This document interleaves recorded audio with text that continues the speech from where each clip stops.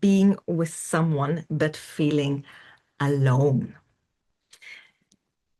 If you've been here before, if you've been to some of my classes, you know that I distinguish between feeling and emotion. So let me explain quickly. It starts with a trigger, something, a voice, a smell, a sound, someone touches you, anything can be a trigger, as you all know. We've all been triggered before, so anything can trigger you. And what usually happens is that your body reacts to it, and that's the emotion. So the body feeling is the emotion. Nothing happening there. It's quite neutral. Something is happening though. And then your brain kicks in. And your brain does an interpretation from all the experiences in your past, from your values, from your fears, from your hopes, from your dreams, everything that you've gone through in your life up until that moment, it goes through that filter. And then it comes out as a thought. And that thought creates your feeling. That what you call, I feel alone, is basically literally just an interpretation of the trigger of your body feeling. And I want to be very clear here. We're talking about I feel alone. So it's something that my brain comes up with as a thought, and I give it the name, the feeling of feeling alone. If it's not clear, let me give you an example that I like to use to explain the difference in it's your choice what you feel. So there is an athlete, professional athlete, and there is an amateur, and both are up to race. And now this journalist is coming over and asking, so how do you feel? How do you feel? And the professional says, well, sweaty palms, my heart is racing, and I'm quite like this. I can't sit still. I'm excited. Then she walks to the amateur, and the amateur says, how do you feel?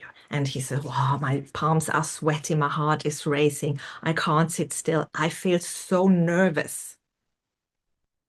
And here's the difference. Both experience the same body feeling, the same emotion, but they go through this interpretation mechanism in their brain and create a different thought, hence a different feeling. The one is feeling excited, yeah, I look forward to this, and the other one is feeling nervous.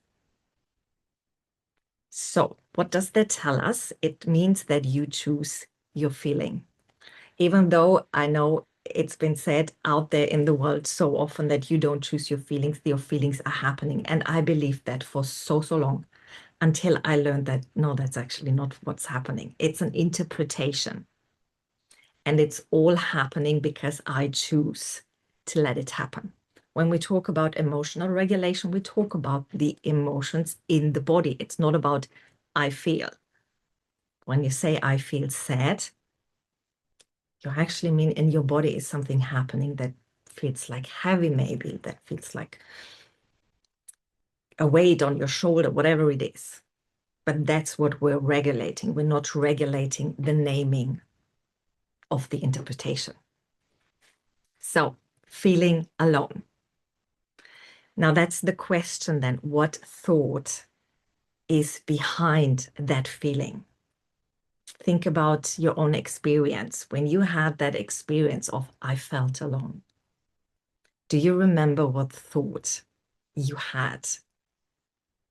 Probably not. And that's totally okay. And that's totally normal because that can happen in milliseconds. Thoughts created, feeling is there, full stop. And then you react like, yeah, because the action comes after, and action can be something you do or that you don't do. Action is anything, behavior type. And the important part here is, what thought did you have? And based on that, I put a couple of examples together that might explain why you choose to name it feeling alone. So my first example and I hear this from a lot of my one-on-one clients or the students in my program, is they don't understand me. My partner, he or she doesn't understand me.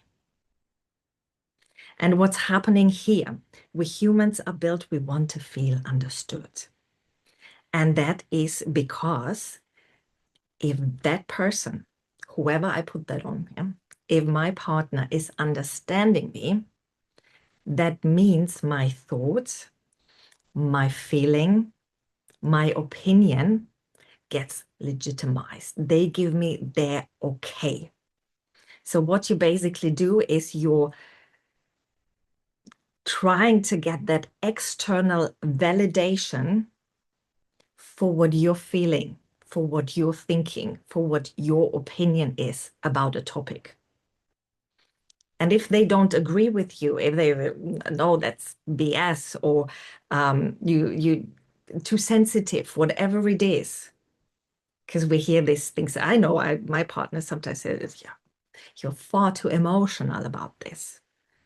And I was like, please understand me. But I also know now, I just want his approval because something inside me doubts myself, my own opinion.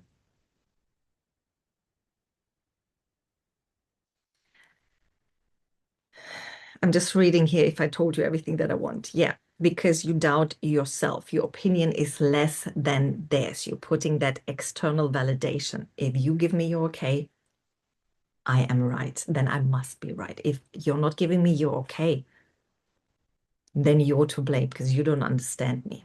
But we're forgetting that it's us. It's just a mirror. Our partner is a mirror. Our interactions with other people, it's a mirror. So another example, another thought that might go through your head that you then name as I'm feeling alone is they don't listen. I had a client today and she said, they don't listen. My partner, he's not listening. He's just not listening. So why is it so important for you that he listens? What validation can your partner give you that you seek so that you feel heard? What aren't you giving yourself? Do you hear yourself? Do you give yourself everything you need? Because if that would be the case, you wouldn't need that external validation from your partner to listen. Listen to me. You want to be heard. You want to be understood. But it's because there's something inside you that doubts yourself. We're coming back to the same thing. It's the same loop. It's the same background for these thoughts, for this feeling. Another example of thoughts could be they are not interested in da da da da da, fill in the blank. In the end, you say, in me, in what I have to say, in what I'm doing, in my job, in my hobbies, in my feelings. They're not interested. Or classic, they don't care. Or you just don't care about me. You don't care how I feel. But the big question is, do you care? Do you care about what you feel, about what's going on inside you, of what's there, what is there that you miss and that you try to get from your partner? And putting all of that pressure literally on the other person to give you something that you are not able to give yourself. You're outsourcing your worth. If they say you're right, if they say I care, if they say, yeah, I'm totally interested in what you do, oh, that's so interesting, then you feel good. Then you don't feel alone. So you're outsourcing the worth that you currently are not able to give yourself. I also written down, you don't believe in yourself. You don't trust yourself. You don't trust in your opinion. You don't trust in your boundaries. You don't trust in your decisions. That's all connected to self-connection, the self-awareness, the self-acceptance, that there is a big struggle. And because you mirror that, they say something, they do something, whatever they do, and you give it that meaning of, ooh, they don't understand me. Because I said that to my client today as well. Like, remember, your life is meaningless. Everything that's happening has no meaning as it happens, but you come in and you give it meaning. So even if your partner isn't listening to you because they're on their phone, whatever, it doesn't mean they're not interested. It doesn't mean they don't care. It doesn't mean they don't listen. And it doesn't mean that they don't understand you. It just means that you are triggered and you're waiting for that external validation because you don't get it from yourself. So you're putting that pressure that you need to do something because I probably don't even know that I'm not doing it. That's the awareness. Are you aware that you outsourcing how you feel? That you put it on someone else, how you feel? And the disconnection in your relationship starts to build, and it happens because you put that on your partner, say their behavior is why I feel like that, and that sparks resentment because your thoughts are, they don't understand me, I feel alone, they are to blame. And resentment is a tricky thing because it might just be a little bit today, a little bit tomorrow, a little bit next week, but it builds up. And with time, the disconnect, the emotional disconnect, what I mean by that is that you trust them, that you feel free to be yourself around them. That kind of emotional disconnect is getting bigger and bigger. In the end, it's because you haven't been honest to yourself. And I'm not saying this to shame, to blame, or to judge you. I'm saying this so that you can become aware of that you're doing it. And we don't need to go into why am I doing this? It doesn't matter. I firmly believe, I know many people think differently, but I firmly believe it doesn't matter why you do it. What matters is that you become aware of it. Say, oh, I'm doing it without shame, without blame, without judgment. And that's also the first step in the 3R process that I'm introducing you to and that I teach my clients and students, because that is what you do. That's your first step. You become aware that, oh, yeah, I have these thoughts. Yes, I feel alone. And it's because of their behavior.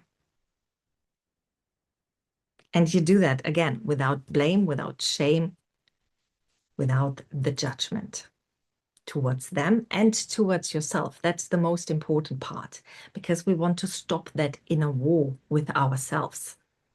We don't want to continue to spiral into, why am I doing this? Why can't I just stop? Why do I feel like that? There's no need. Become aware and accept it. That's the second step. The reconnect with yourself. And when I talk about acceptance, what I mean, it's not the meaning that we say, I accept it, it's okay, I don't need to do anything else ever again, and I'm fine with it. No, that's not what I mean. Acceptance in my books means that we take it as it is. I feel alone because I have these thoughts, because I'm craving their approval. Okay, that's what it is today. That's what I'm craving today. That's what I need today. No judgment, no blame, no shame. It's just like a fun fact. You might not see it as a fun fact, but it's just what it is. It's a fact. This is what you crave today. And by doing that, by accepting it this way, you stop that inner war, questioning what's wrong with me? Why am I doing this? Why can't I be different? Why can't they be different? Because your romantic relationship is a reflection of the relationship you have with yourself. So if there's a disconnect between your partner and you, I would bet a couple of bucks that the disconnect is actually between you and you. So with yourself, there's a disconnect that you don't want to see that you don't admit it to yourself, that you have these thoughts, that you do have these feelings, that you do blame yourself. But as soon as you let it be what it is and sit with it, it's like, come here, little feeling, stay with me. We're sitting in this together. Be comfortable with the uncomfortable. As soon as you are able to do that, the inner war stops, it gets quieter and quieter. So the third part of the 3R process, we had the recognize, become aware. We had the reconnect. It's like accept that this is what you need today. And now we rebuild. So here comes in the practical part for the relationship. And as I mentioned, life is meaningless. Every situation, everything that happens, everything that your partner does, it's meaningless. You give it the meaning. You give it the interpretation. So what you could do, you could literally ask, is now a good time to talk? Because sometimes when my clients say, I tried to talk to them, I said, how did you do that? Walk me through it. And I say, yeah, they came home. And then I said, oh, we need to talk. I said, did you give them time to calm down, take their shoes off, even the jackets? Did you give them time? Did you ask them if now is a good time to talk, that they have the mental capacity to even listen to you? Or if they still in their heads with work, with something that just happened or whatever. Because we don't know that. But we just jump on the person, say, now listen to me because I've been talking to myself and taking this with me all day, and now it has to come out. Now we need to talk. But we are not aware. We don't know if that other person is mentally now open to listen. So you can ask, is now a good time to talk? They say, about what? Well, there's something I would like to talk to you about. It's how I feel. And they might say, no, now's not good. Okay, when? Can we talk after dinner? Be a bit more specific, not later, because later, when's later? But can we talk after dinner? Can we talk after breakfast? Can we talk in bed? Yeah. Be a bit more specific with the time. So both of you know then, that's when we're going to talk, and they can prepare for that chat, whatever might happen. Yeah. But they will make sure. So, okay, don't know what's going on. At least I know that for my partner, it's like, I don't know what's going on and what's going to happen, but okay, I I get ready to listen, to pay attention. Another thing you could do, and this is very common, I have that here. I don't know how it is in where you are, guys, but here in China, people are constantly on their phone. They eat on their phone, they do stuff, and then they talk to you. And I myself, I want to have the full attention. So I wait. When someone, with whoever I am, my partner, a friend, a work colleague, if I talk and they grab their phone, I stop and I wait. No blame, no shame, no judgment. It's just like I wait because I know I want to have the full attention. I'm not sharing my attention with the phone. Or if someone else is coming, I just wait. And I don't take it personally because I want to have the attention. So I'm going to wait to get the full attention. I'm okay with that. I accept it, and yeah, I want 100% attention, or as much as possible. So I'm willing to wait for it. I could also say, no, they just need to give me their attention, but I can't control the other people. I have that expectation, and that expectation probably then gets destroyed and disappointed. I don't want that. So I decide I'll wait. However long. And if I get to a point, I say, okay, this is too much. Is that okay? Are you ready to give me your attention again? If not, fine. But then I'm leaving. Yeah. I'm okay with that. No hard feelings.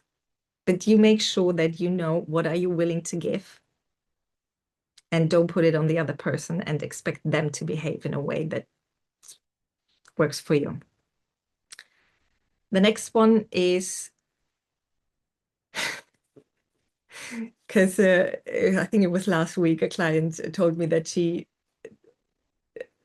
it was something from school, and she talked to her partner, told him how it was at school, that parent thingy, and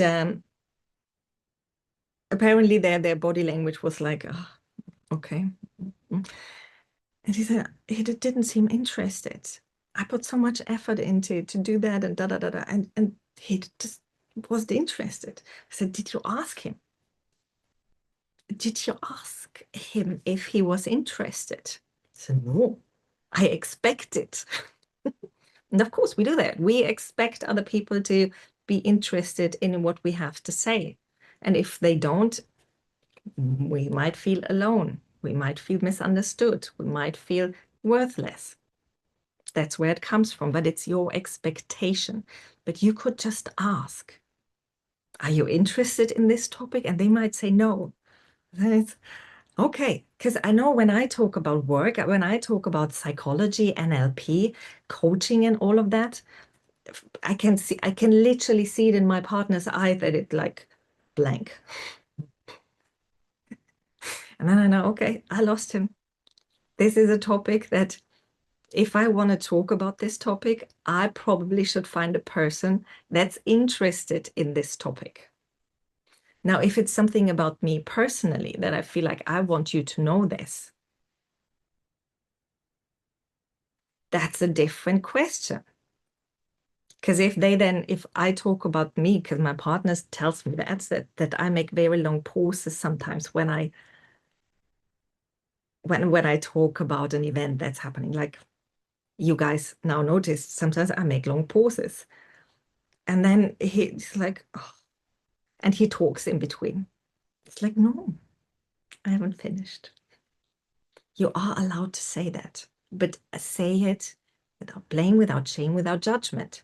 Don't say like, why? Why do you talk in between? I haven't finished. Yeah, that's the difference. You should just say, I tell him that was my pause too long? He said, yes. I said, I haven't finished. Oh, then continue.